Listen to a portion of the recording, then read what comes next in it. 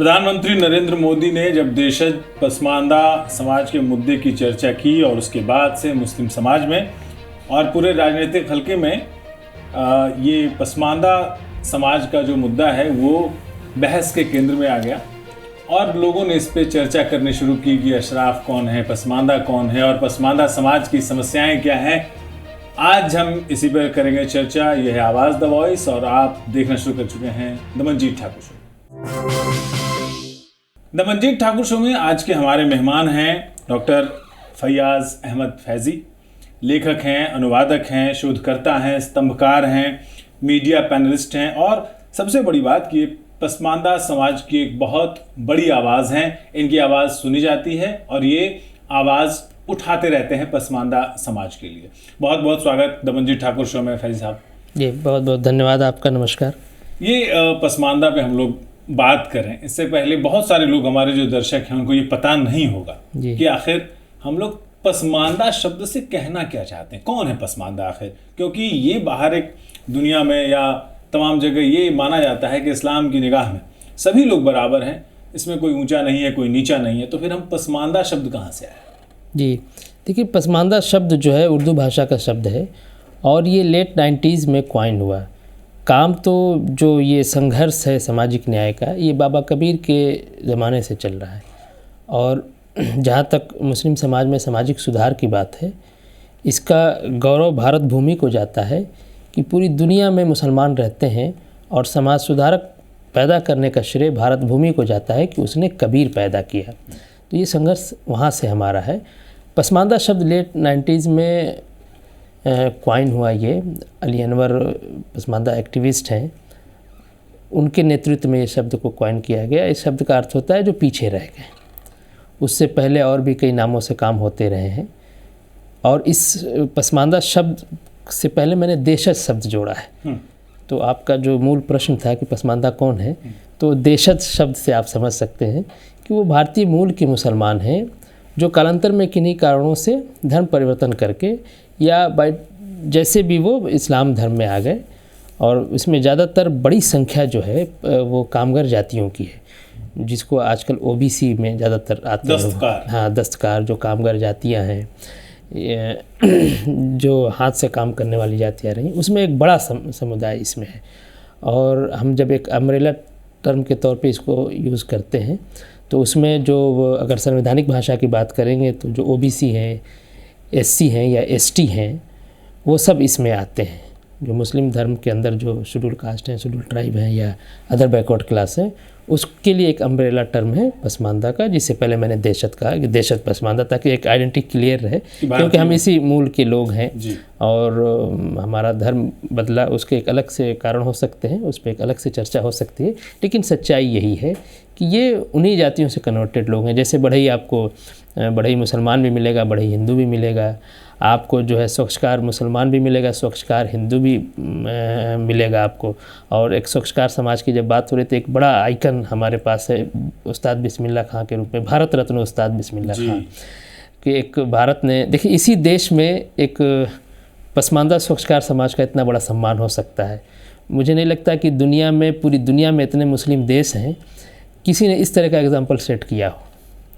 तो मुसलमानों की बात की जाती है, अक्सर आप देखते हैं कि भारत में मुसलमानों पे जुल्म हो रहा है, बड़े एक छवि जो इंटरनेशनल लेवल पे हमारी ख़राब की जाती है माइनॉरिटी इश्यूज़ उठा के। तो यही वो भारत देश है जहाँ एक पसमानदा स्वच्छकार समाज से, मेहतर समाज से आने वाले व्यक्ति, एक कलाकार को भारत रत्न मिलता है। यही वो देश है जहाँ एक मछुआरा समाज से आने वाला पसमानदा, जो मिसाइल मैन जिसे कहते हैं, जो इसने देश को साइंस और टेक्नोलॉजी में इतना कुछ देश को आगे ले गया और जो भारत का राष्ट्रपति बनता है, वो भारत में ही संभव है। और आज हम ये बातचीत रिकॉर्ड कर रहे हैं, हम लोग ये बातचीत रिकॉर्ड कर रहे हैं शनिवार को, तारीख है 2 सितंबर। हम लोग इसको बाद में वगैरह डालेंगे, अपलोड करेंगे, लेकिन आज आदित्य L1 जी, ये एपीजे कलाम साहब की बिल्कुल में एक और मतलब जी, बिल्कुल उनकी श्रद्धांजलि एक तरफ से हम लोग कह सकते हैं। तो ये जो मैं कह रहा तो ये जो सम्मान है क्वालिटीज़ का, गुण का, वो भारत भूमि में ही संभव है। और मैं इसलिए कह रहा हूँ कि दुनिया में 50 से ज़्यादा मुस्लिम देश माने जाते हैं। तो इस तरह से मुस्लिम, तो मैं नहीं कहूँगा, जो मुसलमानों में जो डाउन ट्रोडन है, जिसकी इस्लामिक फ़िक्र में, जो आप अभी इस्लाम की बात कर रहे थे, जिसमें बहुत ही डेरोगेटरी टर्म यूज़ किया जाता है, अजलाफ कहे जाते हैं, अर्जाल कहे जाते हैं, रजील, कमीन, इस तरह की जो शब्दावली है जिसके अर्थ बहुत ख़राब होते हैं। अब अजलाफ जल्फ शब्द का बहुवचन जिसका मतलब होता है असभ्य। तो आप क्लासिफिकेशन कर भी रहे हो तो उन क्लासेस के लोगों का नाम, जैसे आप क्लासिफिकेशन कहते हैं भाई कि जो है ये इंडियन है, ये नॉन इंडियन है, लेकिन आप क्लासिफिकेशन भी कर रहे हैं तो ये शब्दावली अब गाली के तौर पे यूज होती है। कमीन, आप जानते हैं कि कमीना है, बात नहीं सुनता है, रजील है, ये इस तरह। तो हमें इस्लामिक फ़िक्र में इस तरह की जो शब्दावली आम तौर से मिलेगी आपको। लेकिन ये देश है एक संविधान के तहत, जब से एक नया एक सुंदर देश हमारे बुज़ुर्गों ने बनाया, हमें इस बात का गर्व है। तो वह यहाँ हमें इस तरह से सम्मान मिला कि राष्ट्रपति बनाए जाते हैं, भारत रत्न दिए जाते हैं, है ना। आप देख लीजिए इसी भारत के अंदर मुस्लिम पर्सनल लॉ बोर्ड, जितने भी अल्पसंख्यक नाम से या मुसलमानों के नाम से जो संस्थाएँ हैं, या बहुत लोग हो अल्लाह करते हैं कि मुसलमानों पे जुल्म हो रहा है, जमीयतुल उलमा हिंद है, जमात इस्लामी है, मुस्लिम पर्सनल लॉ बोर्ड है, मिली काउंसिल है, अलीगढ़ मुस्लिम यूनिवर्सिटी है, जामिया मिलिया इस्लामिया है, वहाँ का दरबान तक उस्ताद बिस्मिल्लाह, भारत रत्न उस्ताद बिस्मिल्लाह खां के समाज से किसी को दरबान तक नहीं बनाया जाता। अच्छा। इसी देश के अंदर मुस्लिम पर्सनल लॉ बोर्ड, या एक बार मैंने कहीं पढ़ा था कि जमीयतुल उलमा हिंद जो है हिंदू दलितों के साथ एक प्लेट में खाने का प्रोग्राम कर रही है। तो हमने उस पर एतराज़ किया था कि भाई आप जिस मुसलमानों के लिए आप दिन भर रोना रोते हैं कि बड़ा जुल्म कर रही है सरकार, एकदम देश में रहने लायक माहौल नहीं रह गया है, उन दलितों के साथ जो आपका कलमा पढ़ने वाला है, ला इलाहा इल्लल्लाह मोहम्मद रसूलुल्लाह पढ़ने वाला है, उसके साथ एक थाली और एक साथ बैठ के खाने का प्रोग्राम आप क्यों नहीं करते? आप जब मुसलमानों की बात करते हैं, मैं उन्हीं की भाषा में बात कर रहा हूँ, तो पहले तो आपको अपने मुसलमान दलित को देखना चाहिए। मुसलमान नट, मुसलमान धोबी के साथ एक प्लेट में खाने की बात करनी चाहिए। अभी प्रधानमंत्री ने जब इस बात को छेड़ा है, पूरा पसमानदा समाज बहुत भाविवोर है, और कि एक देश का प्रधान, एक जानते कि आप संवैधानिक बड़ा पद है, और देश का प्रधानमंत्री जब किसी मुद्दे पे बात करता है तो सिर्फ देश में ही नहीं, अंतर्राष्ट्रीय स्तर पर इस बात को नोटिस किया जाता है। तो मुस्लिम समाज में सामाजिक न्याय के प्रश्न को प्रधानमंत्री लगातार एड्रेस कर रहे हैं। अभी लाल किले से उन्होंने इस बात को कहा। तो उसके बाद से बहुत लोगों ने उसको काउंटर किया कि मुसलमानों को बांटा जा रहा है, ये है वो तमाम। जमीयतुल उलमा हिंद की तरफ से एक बहुत अच्छी बात हुई, उन्होंने इस बात को कंसीडर किया कि नहीं, ये बात जो है, जो जात पात है या छुआछूत है, भेदभाव है मुस्लिम समाज में, ये ऐसा नहीं और होना चाहिए। लेकिन वो आप जानते हैं कि शेड्यूल कास्ट में मुस्लिम समाज के लोग नहीं आते हैं। वो शेड्यूल कास्ट का जो आर्टिकल 341 का पैरा 3 के आधार पे ये बैन है कि जो है उसमें जो है ईसाई और मुस्लिम नहीं आएंगे। पहले सिर्फ हिंदू दलितों के लिए था, फिर बाद में उसमें सिख और बौद्ध भी आ गए। अभी ईसाई और मुस्लिम बाहर है। तो इस पे वो जमीयतुल उलमा हिंद के शायद अरशद मदनी ने, महमूद मदनी ने, उन्होंने कहा कि जो है इसमें जो है उनको करना चाहिए। जेन्युइन बात है, ये पसमानदा आंदोलन की ही मांग है। लेकिन मेरा प्रश्न उनसे ये है, या इस तरह के जो अशराफ लीडर हैं जो मुस्लिम नाम की पॉलिटिक्स करते हैं, मुस्लिम विमर्श की बात करते रहते हैं हमेशा, वो प्रधानमंत्री से मांग कर रही है तो हमारी मांग है, ठीक है, लेकिन आप साहिब हैसियत हैं, इख्तियार है, आप एक संगठन चलाते हैं, तमाम संगठनों को, ऑर्गेनाइजेशन को आप इन्फ्लुएंस करते हैं। आप उन मदरसा मस्जिद या जमीयतुल उलमा हिंद के बहुत से इंस्टीट्यूशन हैं, उसमें आप उन्हीं दलित मुसलमानों को दरबान बना दीजिए। हम ये नहीं कहते हैं कि आप उनको चीफ एग्जीक्यूटिव बना दीजिए, दरबान बना दीजिए। आप अपने घर से शुरुआत कीजिए, तो फिर आपके पास एक नैतिक अधिकार भी होगा सरकार से और प्रधानमंत्री से कहने का कि भाई आप इनको भी जगह दीजिए।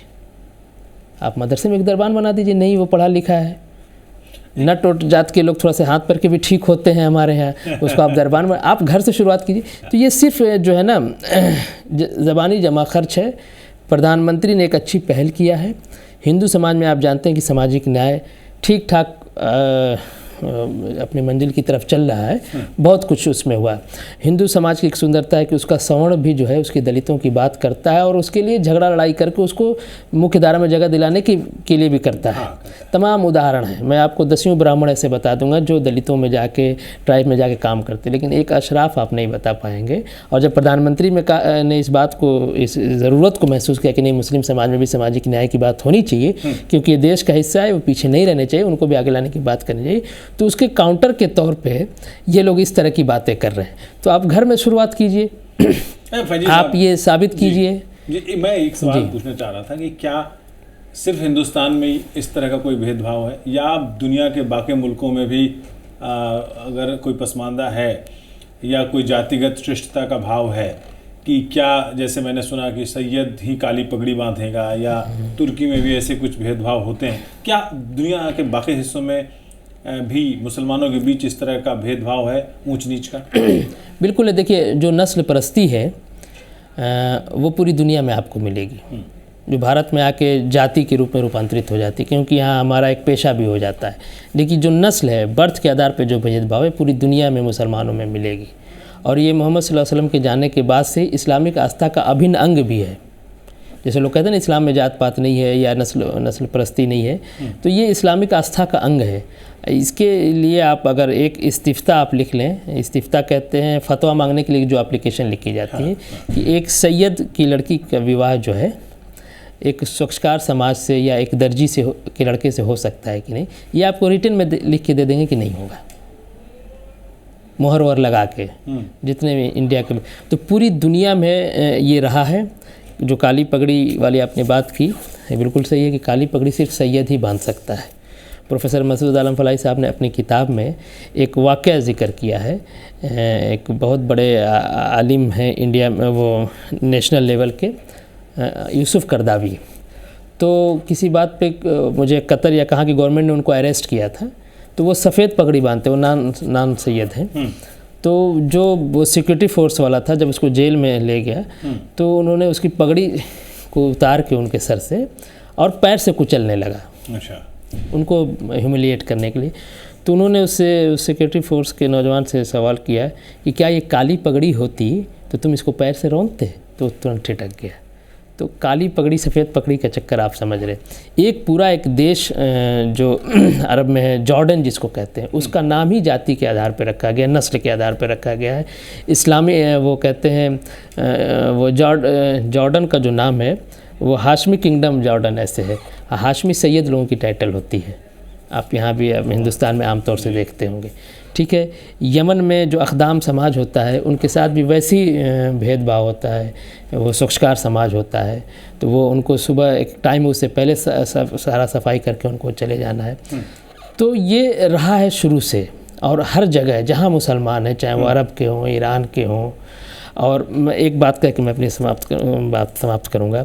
3 बड़े देश की तरफ, एक ईरान है, तुर्की है और एक सऊदी अरबिया। तो ये 3 बड़े माने जाते हैं, और तीनों के जो सरकार है वो नस्ली आधार पे अलग अलग है।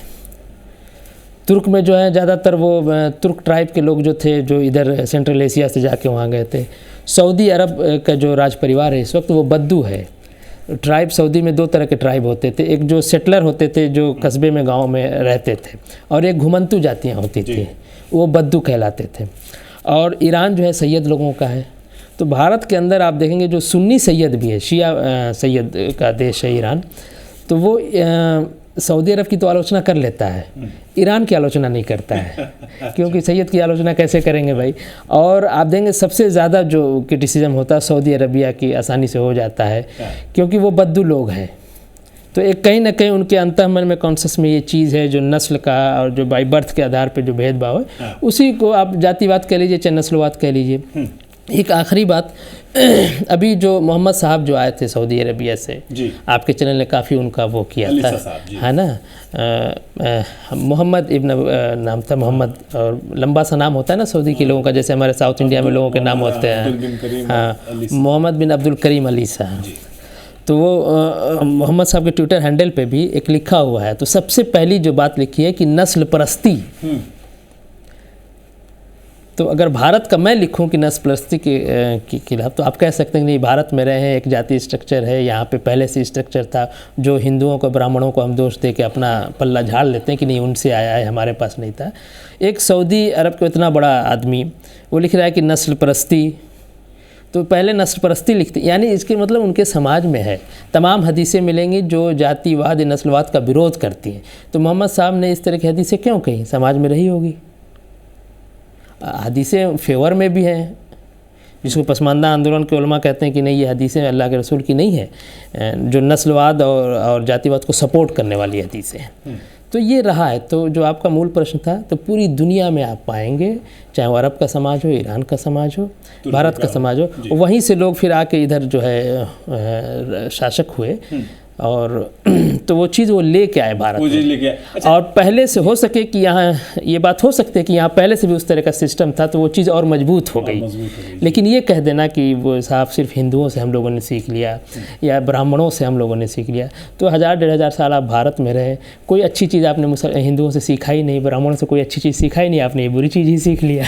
तो ये एक अलग थी बात। मैं एक सवाल और करना चाहता हूँ इसी संबंध में कि हमने कहीं सुना है, पढ़ा है, अधूरा ही याद है मुझे, कि एक शेर की पंक्ति है कि एक ही सफ में खड़े हैं और न कोई बंदा है रहा, न कोई बंदा नवाज। क्या उस तरह मस्जिदों में कोई भेदभाव होता है? हमें मालूम नहीं। आप देखिए, उस शेर के जवाब में जो है, मैं इसीलिए मैंने मोबाइल उठाया, मैं अभी इसको निकाल के उस शेर के जवाब में एक शेर मैं भी कहूँगा। लेकिन मैंने आपने जो मस्जिदों में भेदभाव की बात है, हमारे एक एक्टिविस्ट हैं पश्चिमी उत्तर प्रदेश के, तो वो कहते हैं कि वो नाई बिरादरी से आते हैं, तो कहते हैं कि मस्जिद में हम भाई हैं और मस्जिद के बाहर हम नाई हैं। तो मस्जिदों में भी स्पष्ट भेदभाव है। अगली सफ़ में वही लोग खड़े होंगे, और जितनी बड़ी मस्जिदें हैं, शाही मस्जिदें हैं, वहाँ के इमाम अक्सर आप देखेंगे सैयद लोग होते हैं, जो अशराफ क्लास के हैं, शेख लोग होंगे। और जो जहाँ हैसियत वाली मस्जिद है, जहाँ के इमाम कुछ कहता है तो पूरे देश में हड़कंप मच जाता है। और जातिगत मस्जिदें आपको मिलेंगी। नटहरिया की मस्जिद आजमगढ़ में मिलेगी, धोबियानी की मस्जिद मिलेगी। नटहरिया की मस्जिद सीधा सुल्तानपुर एक जगह है, मैं वहाँ गया खुद, वो नट लोग हैं और वो हिंदू दलितों के साथ रहते हैं। तो मस्जिद भी चंदा वंदा करके उन लोगों ने बनाया था। तो मैंने कुछ मस्जिद में अपने दोस्त वगैरह से कह के कुछ पानी उनी का भी इंतज़ाम कराया। और उसी वो गाँव में, या गाँव के आउटस्कर्ट पे दलित लोग, आप जानते हैं कि गाँव के बाहर बसाए जाते हैं, तो वो सीधा सुल्तानपुर कहलाता है। उसमें गगनचुंबी मस्जिद है, जिसकी मीनार गगनचुंबी है, खूब शानदार मस्जिद है। लेकिन वहीं पे जो आप कह रहे हैं कि मुस्लिम और एक सब एक होते हैं, ये मोनोलिथ समाज है, तो वहीं नटों की मस्जिद है। वो आबादी जो है नट लोग हैं, इसलिए नटहरिया की बस्ती कही जाती है और नटहरिया की मस्जिद कही जाती है। धोबियानी की मस्जिद है, भटवा की मस्जिद है। भटवा की मस्जिद में तो तकरीबन अब सब लोग, चूँकि बाज़ार का है, वो एक तिड़ी राय नाम के भाट ने बनाया था। अच्छा। हाँ, नमाज़ पढ़ने के लिए अपने गरीब लोगों ने, अपना भाई जो भी उसका अध्यात्म है उसने। अब वो बाज़ार आ गया, लाहिडी बाज़ार में, आजमगढ़ में, वो तब वहाँ सब लोग नमाज़ पढ़ते हैं। और बनारस में भी एक मस्जिद है, आप पीली कोठी के पास। तो मस्जिदों में इक्का दुक्का मिल जाएंगे। कब्रस्तान तो आपको पूरे शहर गांव में हर जगह मिलेंगे, अलग अलग कब्रस्तान। तो जहाँ खुलेआम लिखा है कि सैयद साहब की कब्रस्तान है, उसमें किसी और को दफन नहीं होने देंगे। तो मरने के बाद भी आप अपने बगल में हमको दफन होने नहीं दे रहे हैं। तो मुर्दे के साथ भी जहाँ भेदभाव है, और आप मस्जिद की बात कर रहे हैं, ज़िंदगी में हमारे साथ क्या करते होंगे, इसका आप अंदाज़ा लगा सकते हैं। आपने एक किसी आर्टिकल में, मैं वही आर्टिकल आपका खोल के बैठा हूँ, जी, आपने लिखा है, मैं आप ही को कोट कर रहा हूँ, विदेशी अशराफ वर्ग कुल मुस्लिम जनसंख्या का केवल 10% होने के बावजूद शासन प्रशासन से लेकर अन्य क्षेत्रों में लगभग 90% से अधिक भाग पर काबिज है। आप कह रहे हैं कि 90 अशराफ यानी उच्च वर्ग मुस्लिम। जी। और कहीं आपका एक इंटरव्यू हमने सुना था, उसमें आपने कहा था कि जो अशराफ वर्ग है अपने आप को विजेता मुस्लिम कहता है, और यहाँ के जो पसमानदा मुसलमान हैं उनको विजित कहा जाता है। हाँ जी, बिल्कुल सही बात है। और बराबर ये इस तरह का प्रयास भी किया जाता है कि हमारे अंदर ये पराजित होने का बोध बना रहे। चूँकि आप बाहर से देख रहे हैं, मैं समाज को अंदर से देखता हूँ। ये लोग बाहर से आए हैं और अपने विदेशी होने पे इनको गर्व भी है। ठीक है, आप कहीं कहेंगे, अगर किसी को अपने रूट पे गर्व है तो मैं इसको बुरा नहीं समझता। लेकिन इस देश में इतने साल से रहने के बाद भी आप किसी पसमानदा से बात करेंगे तो एक बार भी नहीं कहेगा कि हमारे बाप दादा अरब से आए थे, ईरान से आए थे, हमने यह हुकूमत किया। वो जैसे लोकल भाषा में, जैसे जिस इलाके से आप आते हैं, आप वहाँ के पसमानदा से बात करेंगे तो वही भाषा में बात करेगा जिस भाषा में आप मैथिली में बात करेगा, है ना। मैं भोजपुरी इलाके से आता हूँ तो हिंदू पसमानदा भोजपुरी में ही बात करते हैं। लेकिन अशराफ जो है, एक उदाहरण के तो बता दूँ कि चेन्नई का अशराफ, पुणे का अशराफ, बनारस का अशराफ, बंगाल का अशराफ, ये एक तरह से हो गए। शेरवानी पहनते हैं, बिरयानी खाते हैं, उर्दू बोलते हैं। अच्छा। लेकिन चेन्नई का पसमानदा बंगाल के पसमानदा से मैच नहीं करेगा। चेन्नई का पसमानदा तमिल बोलता है, बंगाल का पसमानदा बंगाली बोलता है। हाँ। उसकी खान पान भी अलग है, उसका ड्रेस भी अलग है। जैसे पुणे का हिंदू बनारस का हिंदू मैच नहीं करता, उसी तरह पुणे का पसमानदा और बनारस का पसमानदा मैच नहीं करता, लेकिन अशराफ मैच करता है शेरवानी, बिरयानी और क्या उर्दू के साथ। तो ये एकदम स्पष्ट रूप से, तो उनके अंदर एक बोध है। तो किसी अशराफ से जब आप बात करेंगे, आपके दोस्तों में होंगे या जैसे भी आप, तो वो थोड़ी देर बात करने के बाद ये ज़रूर कहेगा आपको कि मेरे बाप दादा यहाँ से आए थे, हमने इतना दिन यहाँ हुकूमत किया, तो ये लश्कर लेके आए थे, तो ये फ़तह किया, तो वो फ़तह किया। वो सिर्फ पसमानदा ही नहीं, वो हिंदू समाज में भी ये औरा डालने का प्रयास करते हैं कि मैं शासक वर्ग हूँ और मैंने तुमको जीता है, आई एम रूलर। तो उनके अंदर ये बोध है और इसका वो प्रदर्शन भी करते रहते हैं डेमोक्रेसी होने के बाद भी। जबकि और भी हिंदू समाज में भी शासक वर्ग हैं, वो आपको हमेशा कहता हुआ नहीं मिलेगा कि हमने इतने दिन हुकूमत किया, तो ये जीता तो वो जीता, लेकिन ये लोग बराबर कहते रहते हैं, ये याद दिलाते रहते हैं कि मैं शासक हूँ, तुम शासित हो। तो ये समाज में चलेंगे फिरेंगे तो आपको दिखाई दे। ये 90% पदों पर एक तो मुझे ऐसा कई सांख्यिकी आंकड़े ये कहते हैं कि मुसलमानों का ऐसे ही सरकारी नौकरियों में प्रतिशत कम है लेकिन कम है, उसमें भी अशराफ 90% पदों पर काबिज हैं। ये आप ही के आंकड़े हैं। क्या वजह रही कि पसमानदा मुसलमान शिक्षा में पीछे रह गया? क्या मदरसों में जो बच्चे दीनी तालीम हासिल करते हैं उनमें अशराफ के बच्चे कितने होते हैं, पसमानदा कितने होते हैं? और जो आधुनिक शिक्षा है वहाँ क्या उससे रोका जाता है पसमानदा को? क्या किस तरह की समस्या है? ठीक है, ये जो आंकड़ा है वो मेरा नहीं है, वो समाज का आंकड़ा। हाँ ठीक है, पहली चीज़ मतलब मैंने आपके लेख और हाँ बिल्कुल। और ये बात है, आप कहीं भी देखेंगे मुख्य धारा में अगर मुसलमान है तो अशराफ ही होगा मैक्सिमम, इक्का दुक्का। अब चूँकि संविधान है और पढ़ने लिखने का मौका मिला तो मैं डॉक्टर हूँ, आज मेरा आप इंटरव्यू कर रहे हैं, है ना। आज़ादी से पहले इस तरह का कोई चीज़ नहीं था। और जो अशराफ शासनकाल था, मैं उसको अशराफ शासनकाल कहता हूँ, उसमें बाकायदा ये अकबर बादशाह के ज़माने में जियो बनाया गया था कि इनको पढ़ने नहीं देना है, रजील कमीनों को बस्ती के बाहर रखना है। और बाकायदा वो जो है वो जो एक बहुत बड़ी किताब है, वो आईने अकबरी में भी लिखा हुआ कि जो सजाएं भी जो है ना वो नस्ल और जात के आधार पे थी। यानी अगर अपर कास्ट किसी लोअर कास्ट को अगर कहता है तो वो 3 दिरहम देगा, लेकिन अगर लोअर कास्ट किसी बड़े अपर कास्ट को गाली देता है तो उसे 12 दिरहम देना होगा। ये सब डॉक्यूमेंटेड चीज़ है। तो एक रहा है, उनको लगा कि नहीं ये माले गनीमत, वो हमें समझते हैं कि नहीं हम जंग में जीते हुए लोग हैं, एक कॉन्सेप्ट है, तो ये हमारे गुलाम ही रहेंगे। तो वो तो देश आज़ाद होने के बाद से हमारी स्थिति अच्छी हुई। और आज भी चूँकि मुस्लिम समाज को अशराफ वर्ग ही लीड करता है, तो उन्होंने इस तरह के सेटअप बना रखा है कि हम जो है बस सेवक की भूमिका में रहेंगे। जैसे APJ कलाम हो जाते हैं, है ना, उस्ताद बिस्मिल्लाह खां को जो है भारत रत्न मिल जाता है, लेकिन मुस्लिम पर्सनल लॉ बोर्ड के दरवाजे में घुस नहीं पाते। तो ये 2 तरह से का भारत दिखाई देगा, एक अशराफ के कब्ज़े में जो भारत। इसीलिए मैं कहता हूँ कि जितने भी इस तरह का अशराफिकल संगठन है, चाहे अलीगढ़ मुस्लिम यूनिवर्सिटी हो, जामिया मिलिया इस्लामिया हो, मुस्लिम पर्सनल लॉ बोर्ड हो, जमीयतुल उलमा हिंद हो, जमात इस्लामी, ये सब छोटे छोटे पाकिस्तान हैं। और आपने एक बात की तो, लेकिन जहाँ पे देश सेवा की बात है, सिक्योरिटी फोर्सेज में जो सच्चर कमेटी की रिपोर्ट में आप देखेंगे, सिक्योरिटी फोर्सेज में पसमानदा और अशराफ का रेशियो 4:1 का है। यानी जहाँ देश के लिए जान देना है ना, वहाँ 4 है पसमानदा, भाईजान 1 है। और अभी इसरो का आप लोगों ने देखा तो चंद्रयान में गया था, उसमें हालांकि मैं इस बात को पसंद नहीं करता हूँ कि उसमें लोग धर्म बता रहे थे कि इतने मुसलमान साइंटिस्ट है, मैं इसको पसंद है। देश जब सेकुलर है तो किसी की धार्मिक पहचान से पब्लिक स्फेयर में बात नहीं होनी चाहिए। आप ये कहिए कि नौजवान साइंटिस्ट है, आप ये कहिए कि पिछड़े इलाके का साइंटिस्ट है ना, लेकिन आप कहते हैं मुसलमान साइंटिस्ट, तो आप उसमें देखेंगे 5-6 जो नाम तैर रहे थे मुसलमानों के, नौजवान लड़कों के, उसमें मुझे लगता है कि एक छोड़ दीजिए तो सारे के सारे पसमानदा समाज से। तो जहाँ राष्ट्र का निर्माण करना है, APJ कलाम का आपने जिक्र किया, उतना बेहतरीन। अशराफ वर्ग में कोई APJ कलाम आप हमें दिखा दीजिए। लेकिन जहाँ राजा बनना है, MLA MP और आप इस सब चीज़ों में आपको अशराफ ज़्यादा मिलेगा।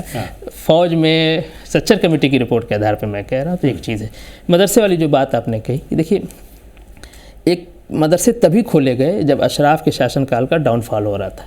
जब ये फुल फ्लेज भारत पे शासन कर रहे थे तो अपने बच्चों को पढ़ाने के लिए ये बुखारा से मौलाना बुला लेते थे। बुखारी साहब इमाम बने हुए हैं। अगर शाहजहाँ को पता होता है कि हमारी बादशाहत ख़त्म हो जाएगी, इसकी इमामत रह जाएगी, तो खुद ही इमाम बन गया होता है। तो इमाम बुखारी कभी भी बुखारा, आज भी अपने नाम के आगे बुखारी लिखते हैं। बुखारा उज़्बेकिस्तान में एक जगह है। तो ये अपने बच्चों को एजुकेट करने के लिए बाहर से बुलाते थे। कोई मदरसे का एजुकेशन का कोई सिस्टम नहीं, जबकि इस्लाम का पहला शब्द ही इकरा है, कुरान का पढ़ो। तो जिस धर्म का पहला शब्द इकरा है, उस धर्म का जो एलीट वर्ग है, जो शासन प्रशासन जिसके पास कंट्रोल है, उसने पढ़ने का कोई इंतज़ाम नहीं किया। जब वो डाउनफॉल होने लगा तो मुस्लिम सांप्रदायिकता का खेल खेलने के लिए इनको मदरसे की ज़रूरत पड़ी। मुस्लिम संगठनों की, तो जितने मुस्लिम संगठन बने हैं वो सब जब अंग्रेज़ों के आने के बाद 1857 की क्रांति के बाद कि एक सांप्रदायिकरण, तो उसी में एक मदरसा भी है। अगर ये एजुकेशन के लिए डेडिकेटेड होते तो उस वक्त भी आप खोले होते, जब आप ताजमहल बना रहे थे। ऑक्सफोर्ड और ताजमहल की उम्र एक है। ताजमहल वाले कहाँ हैं आप देख लीजिए, और ऑक्सफोर्ड वाले कहाँ हैं। तो मदरसे का एक पॉलिटिक्स रहा है। लेकिन मदरसे की अच्छी चीज़ है कि हम लोग पसमानदा लोग गरीब रहे हैं, स्कूल कॉलेज में जाने की हैसियत नहीं रही है। तो मदरसे में चूँकि भोजन भी फ्री मिल जाता है, रहने को भी मिल जाता है, तो गरीब आदमी उसमें अपने बच्चे को कुछ पढ़ने लिखने की तमीज़ हो जाती है। और मसूद आलम फलाही ऐसे कुछ लोग निकल आते हैं, है ना, कि उसी मदरसे से पढ़ के जो है उन्होंने एक ऐसी किताब लिख दिया जो पूरे मुस्लिम इतिहास में, जब से इस्लाम इस दुनिया में आया, उतनी अच्छी कोई किताब नहीं लिखी गई है जो नस्ल परस्ती और जातिवाद पे सवाल उठाती है। तो उसी मदरसे से आए। और आज भी मैक्सिमम पढ़ने वाले पढ़ाने वाले मदरसे में सब आपको जो है पसमानदा वर्ग से ही मिलेंगे। लेकिन उनकी जो कमांडिंग है, उनका जो विचारधारा है, वो अशराफ कंट्रोल करता है कि मदरसे में कौन सी विचारधारा निकल के आएगी। और एक बात बता दूं, जब भारतीय जनता पार्टी की जो उत्तर प्रदेश की सरकार है, पहली बार मदरसा बोर्ड का चेयरमैन एक स्टैटिक्स से पीएचडी की हुई है, डॉक्टर ऑफ फिलॉसफी स्टैटिक्स से किया, बीएचयू का जो है, वो अपने आप को महामना का मानसपुत्र कहते हैं, डॉक्टर इफ्तिखार अहमद जावेद जी। जब से मदरसा के चेयरमैन बने हैं तो अमूलचूल परिवर्तन हो रहा है। सरकार भी फेवर में है और एनसीईआरटी का सिलेबस लागू करना, पहली बार उन्होंने राष्ट्रीय गान को अनिवार्य कर दिया मदरसों के अंदर। और कोई ऐसा उत्तर प्रदेश का मदरसा नहीं है जहाँ वो गए ना हो। तो एक पॉजिटिव चीज़ भी उसमें परिवर्तन आ रहा है। हाँ, मैं एक सवाल पूछना चाह रहा था कि कुछ साल पहले एक पहले मंत्री बनाए गए उत्तर प्रदेश में पसमानदा समाज के, जी। लेकिन कई लोगों ने, खास करके मुझे समाजवादी पार्टी के प्रवक्ता का बयान याद आता है कि उन्होंने कहा कि ये तो कुछ मुसलमानों को बांटने की साजिश है।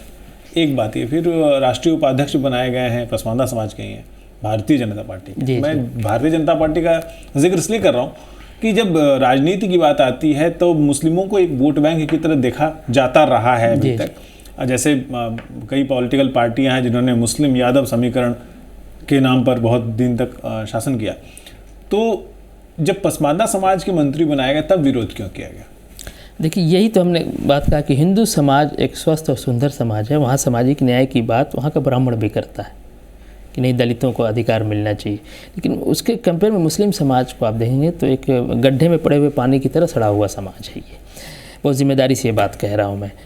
तो एक नौजवान को जब मंत्री बनाया गया, जब यादव जी मुख्यमंत्री बनते हैं तब हिंदू नहीं बट रहा है। जो आप समाजवादी के प्रवक्ता से पूछा जाना चाहिए ना कि भाई यादव जी जब सामाजिक नाम के नाम पे मुख्यमंत्री बन रहे हैं तो हिंदू नहीं बट रहा है। लेकिन उसी सामाजिक न्याय के नाम पे एक पसमानदा को जब मंत्री बना दिया जाए तो मुसलमानों बंटवारा हो जा रहा है। तो ये मीठा मीठा गप गप कड़वा कड़वा थू थू कैसे चलेगा? और देखिए, इस तरह से मुस्लिम समाज में है कि न सिर्फ समाजवादी पार्टी बल्कि बहुत ही उस तरह के भी जो एक्टिविस्ट जो बिल्कुल हिंदू राइट विंग को सपोर्ट करते, हिंदू राइट विंग की भाषा बोलते, उन्होंने भी खुल के, और मंत्री जी दानिश आज़ाद अंसारी साहब कि जिस जाति से आते हैं उस जाति का नाम लेके फारसी में उस जाति का जो बड़ा डिरोगेटरी टर्म है बुनकर के लिए, वो कह के लोग बिल्कुल एकदम, जिसको ना उर्दू का मुहावरा है कि पजामे से बाहर आ जाना, इस तरह से विरोध कर रहे थे कि एक इसको ये बना दिया गया, इसकी तमीज़ कितनी है, नौजवान है तो पढ़ा लिखा नहीं है तो ये है। आपने क्या कभी ऐसा हिंदू समाज में देखा होगा कि किसी दलित पिछड़े को मंत्रालय मिलता है तो क्या हिंदू समाज का सवर्ण इस तरह से उसकी जात को लेकर गाली देना, उस तरह करना कभी देखा? आपने नहीं देखा होगा। लेकिन मुस्लिम समाज में जब दानिश आज़ाद जी को मंत्री बनाया गया तो खुल के सब लोग बिल्कुल यूट्यूब चैनल पे इस तरह से बैठ के, इससे पता चलता है इनका अन्यायी चरित्र किस तरह से। और वहीं हिंदू समाज का जो सवर्ण है उसके पास न्यायिक चरित्र है, उसका जो सवर्ण प्रधानमंत्री जो है ओबीसी का आरक्षण लेके आता है, उसका जो सवर्ण जो है केंद्रीय मंत्री जो है प्रमोशन में या उच्च शिक्षा में आरक्षण लेके आता है। और यहाँ का जो है आप देख लीजिए कि एक मंत्री अगर सरकार ने बना दिया संविधान की वजह से, वो उसको मौका मिल भी गया तो कलेजे पे जो है सांप लौट रहा है। अच्छा, आखिरी सवाल, चूंकि समय बहुत तेजी से खत्म हो रहा है। जी। अरे मैं दर्शकों से ये कह रहा हूँ कि आप अपने सवाल अगर हमें भेजेंगे मेल के जरिए या फिर कमेंट बॉक्स में, तो हम फैजी साहब को दोबारा बुलाएंगे, क्योंकि समय थोड़ा सा कम ही रहता है। लेकिन आखिरी सवाल फैजी साहब, मैं ये जानना चाह रहा था कि एक लोकसभा चुनाव के हम लोग फेज में जाने वाले हैं, वो दौरा शुरू हो चुका है और एक विपक्षी गठबंधन भी तैयार हुआ है, 26-27 दल हैं उसमें। अभी तक किसी भी पार्टी की तरफ से मैंने ये नहीं सुना कि पसमानदा समाज या मुसलमान दलितों या पिछड़ों के लिए हम कुछ करेंगे, ये अभी तक कोई बयान नहीं है। देखिए, दुर्भाग्य है इस देश का कि आप इस देश का जो सामाजिक न्याय है, जो मुख्य धारा में सामाजिक न्याय की अगर बात की जाती है तो दिमाग में हिंदू समाज ही आता है। तो मैं समझता हूँ कि इस वक्त जो सामाजिक न्याय है वो कम्युनल है, सांप्रदायिक है, और इस सांप्रदायिक का सेकुलराइजेशन प्रधानमंत्री करना चाहते हैं कि सामाजिक न्याय जो है सेकुलर हो। देखिए, एक प्रधानमंत्री के बारे में कहते हैं कि आरएसएस की विचारधारा से आते हैं, भाजपा के हैं जो हिंदुत्ववादी और सवर्णवादी और क्या क्या मनुवादी। तो एक मनुवादी विचारधारा से आए प्रधानमंत्री जो है सामाजिक न्याय का जो है सेकुलराइजेशन चाहते हैं।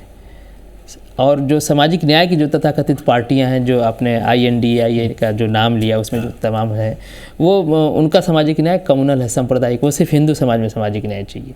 तो इस देश का दुर्भाग्य, क्योंकि पसमानदा समाज मैं समझता हूँ कि 13 से 15 करोड़ की आबादी, इतनी बड़ी आबादी अगर सामाजिक न्याय से जो है वंचित है तो ये देश के लिए अच्छी बात नहीं, क्योंकि जब तक सारे समाज मुख्य धारा में नहीं आएंगे तो एक देश को जो उन्नति की तरफ ले जाने की बात है उसमें थोड़ी सी प्रॉब्लम हो जाएगी। एक आखिरी बात, सिर्फ भारतीय जनता पार्टी ही लगातार, और भारतीय जनता पार्टी में भी मैं कहूँगा कि सिर्फ प्रधानमंत्री और उत्तर प्रदेश के उप मुख्यमंत्री मौर्य जी, यही लोग बात कर रहे हैं। और भारतीय जनता पार्टी में मुझे लगता है कि अभी उस तरह का कॉन्सेप्ट नहीं डेवलप हो रहा है। प्रधानमंत्री के अलावा बड़े लेवल पे और बहुत लोग हैं नहीं बोल रहे हैं। लेकिन मैं प्रधानमंत्री का विशेष रूप से भी बहुत ही उनका धन्यवाद देना चाहूँ कि वो लगातार हमारे दुख दर्द को समझ रहे हैं और वो हमें मुसलमान समझ के नहीं, इस देश का नागरिक समझ के हमारे साथ बिहेव कर रहे हैं कि नहीं, ये वंचित समाज है और जैसे सारे हम वंचित समाज की बात करें, इस वंचित समाज की भी हम बात करनी चाहिए। तो एक उम्मीद की किरण है।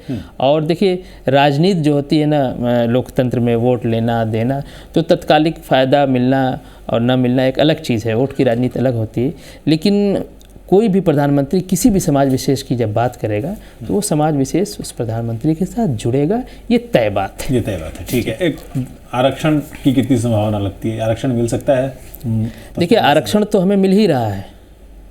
इस वक्त मुसलमानों में कोई ऐसा नहीं जिसको आरक्षण नहीं मिल रहा है।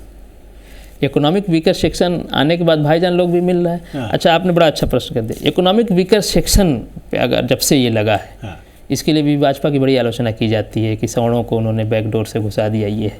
लेकिन आप यकीन जानिए कि इकोनॉमिक वीकर सेक्शन का फ़ायदा जितना अशराफ उठा रहा है उतना हिंदू सवर्ण नहीं उठा पा रहे हैं। ये एक मेरा अपना एक सोचना है, इस पे एक सर्वे कराई जा सकती है। और मैंने थोड़ा सा आसपास करके देखा भी, तो जो अशराफ वर्ग है वो ज़्यादा सेंसिटिव है और वो उसका फ़ायदा उठाने में, क्योंकि वो शासक वर्ग उसे पता है इसका कैसा है। तो बहुत लोग जो है उसके सर्टिफिकेट वगैरह बना के, हालांकि सवर्ण लोगों में मुझे 1-2 लोगों को छोड़ के मुझे बहुत किसी मेरे जानने में नहीं देखा मैंने किसी का फ़ायदा उठाते। अशराफ बुरा जिसको कहते हैं, ठीक ठाक संख्या में उसका फ़ायदा उठा रहा। तो कोई ऐसा मुसलमानों का सेक्शन नहीं है जिसको आरक्षण नहीं मिल रहा है इकोनॉमिक वीकर सेक्शन आने में। तो हमें आरक्षण पहले से मिला, सच्चर ये मंडल कमीशन आने के बाद से ओबीसी में भी हमें आरक्षण मिला, उससे पहले एसटी में मिल ही रहा था हमें। शेड्यूल कास्ट में जो एक आप जानते हैं पैरा 3 के बाद उसमें एक पाबंदी, उसमें हमें नहीं मिलता है। लेकिन जो हमारे पसमानदा दलित हैं, मैं मुस्लिम दलित नहीं कहता, पसमानदा दलित कहता हूँ, उनको ओबीसी में मिलता है आरक्षण, ऐसा नहीं है। हाँ, हमारी जो मांग है कि कैटेगरी उनकी बदली जाए, उनको जो जैसे हिंदू धोबी है तो जो मुसलमान धोबी भी है उसको भी उस कैटेगरी में रखा जाए, जेन्युइन डिमांड है। लेकिन ऐसा नहीं कि उसको मिल नहीं रहा है, ओबीसी में मिल रहा है। और एक बात और कहता हूँ कि अगर ओबीसी के आरक्षण को भी हम लोग जागरूकता ढंग से अगर पसमानदा समाज कर ले आपस में, तो ओबीसी का भी आरक्षण इतना है कि हम उसका अगर हम फ़ायदा उठाना चाहें तो ठीक ठाक हम उसका फ़ायदा उठा के हम मुख्य धारा में आ सकते हैं। मुख्य धारा में आना सबसे बड़ी बात है, सबसे अहम बात है। और पसमानदा समाज जो है और उसको एक चीज़ मैं अब बात ख़त्म करने से पहले, वो जो आपने मस्जिद वाली बात की थी वो मैंने निकाल लिया है। वो है ना कि बड़ा एक मशहूर लोग कह के उसको सारे बहस को ख़त्म कर देते हैं कि एक ही सफ़ में खड़े हो गए महमूद व अयाज, ना कोई बंदा है ना कोई बंदा नवाज। तो उसके जवाब में एक शेर है कि कौन महमूद किस अयाज की बात, न कोई रमज़ है न राज की बात, एक ही सफ़ का बस तमाशा है, तेरी शोहरत है तेरे नाज की बात, जितना रुतबा था उतनी आगे सफ़, कौन कहता है थी नमाज की बात। ये जो है तो एक बहुत ही विचारोत्तेजक शेर के साथ फैजी साहब ने बात ख़त्म की है और हम अपने कार्यक्रम को यहीं ख़त्म कर रहे हैं। अगले हफ्ते फिर मिलेंगे।